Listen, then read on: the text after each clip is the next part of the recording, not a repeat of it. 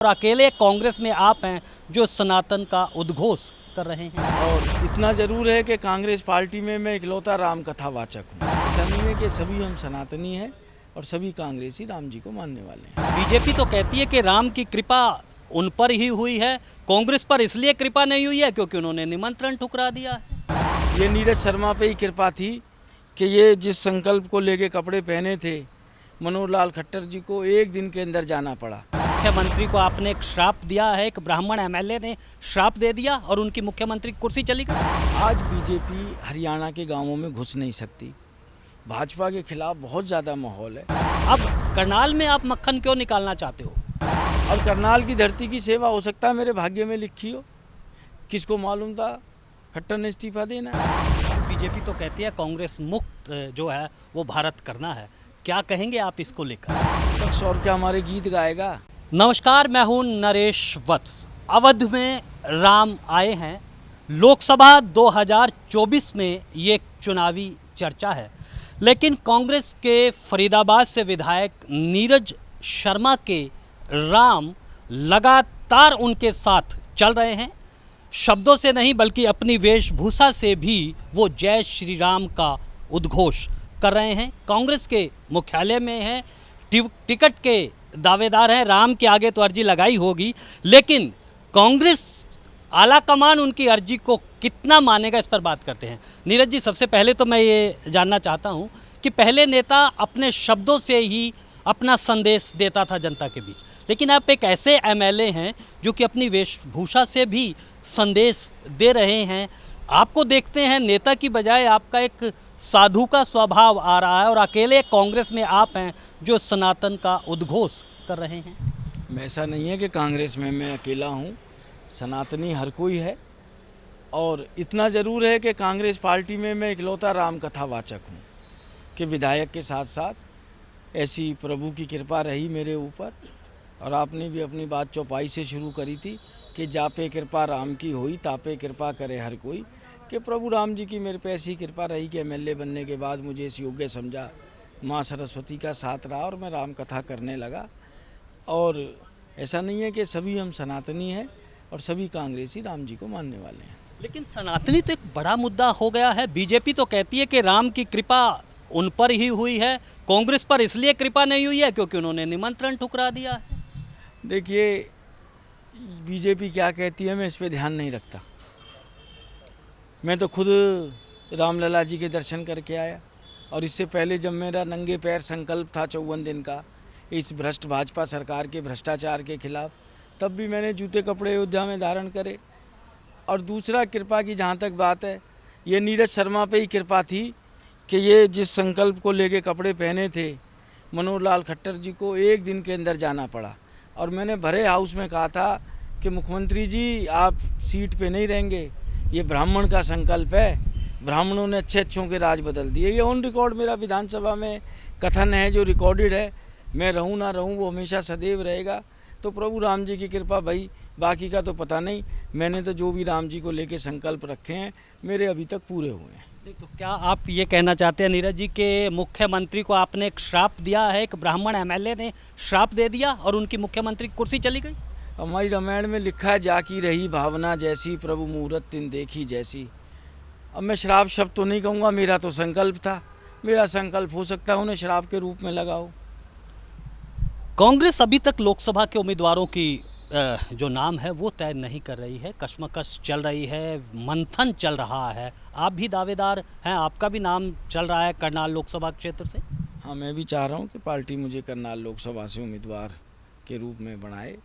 और जहाँ तक आपने टिकट ना बंटने की बात करी, आज बीजेपी हरियाणा के गांवों में घुस नहीं सकती।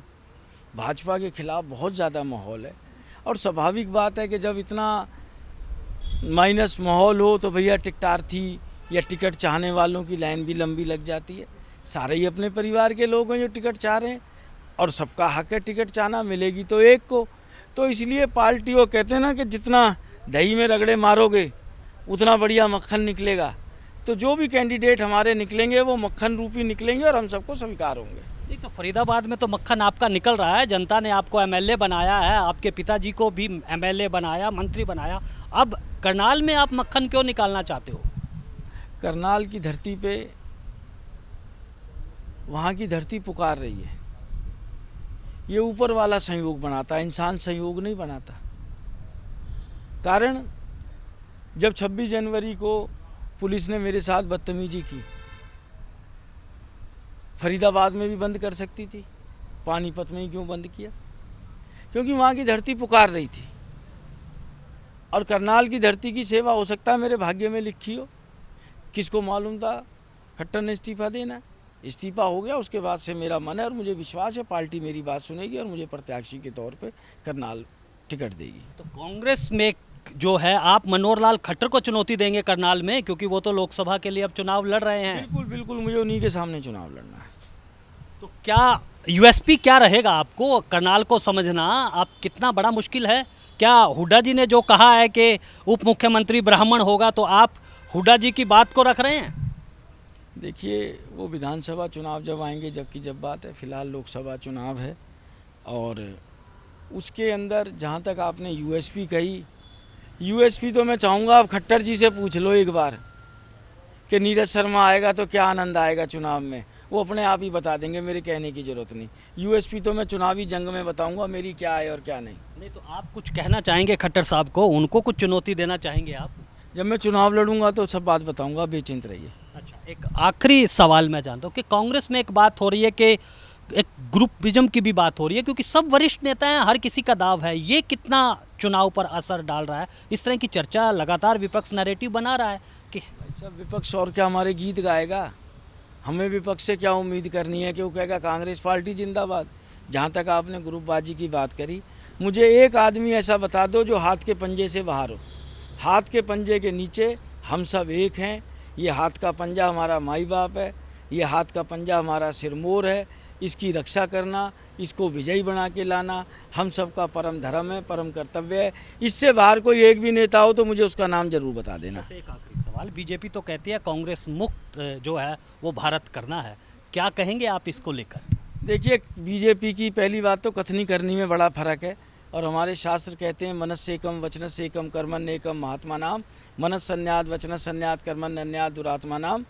तो बीजेपी के मन वचन कर्म तीनों अलग हैं। बीजेपी कांग्रेस मुक्त नहीं, कांग्रेस युक्त भाजपा बन रही है आज की तारीख में। यही मैं आपसे कहना चाहूँगा।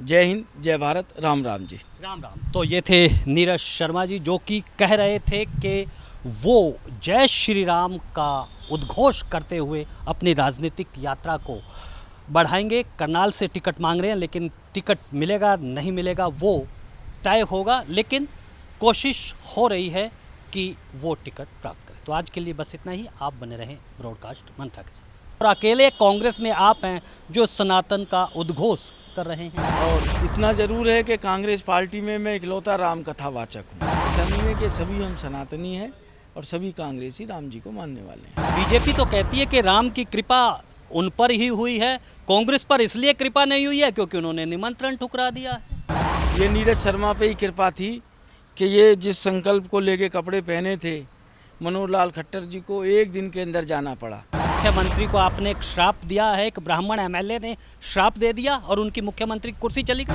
आज बीजेपी हरियाणा के गांवों में घुस नहीं सकती। भाजपा के खिलाफ बहुत ज़्यादा माहौल है।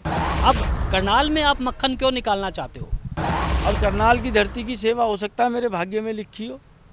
किसको मालूम था खट्टर ने इस्तीफा देना है? बीजेपी तो कहती है कांग्रेस मुक्त जो है वो भारत करना है, क्या कहेंगे आप इसको लेकर? और क्या हमारे गीत गाएगा?